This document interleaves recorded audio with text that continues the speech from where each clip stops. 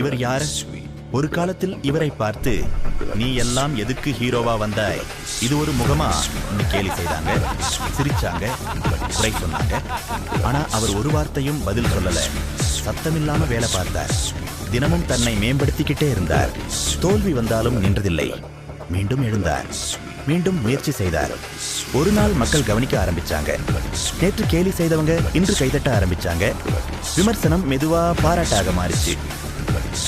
ஒரு சாதாரண ஆசை கொண்ட இளைஞன் மக்கள் மனசுக்குள் இடம் பிடிச்சார். அந்த பயணம் இன்னும் நின்றதே இல்லை. இன்று அவர் ஒரு நடிகர் மட்டும் இல்லை, ஒரு சக்தி, ஒரு நம்பிக்கை.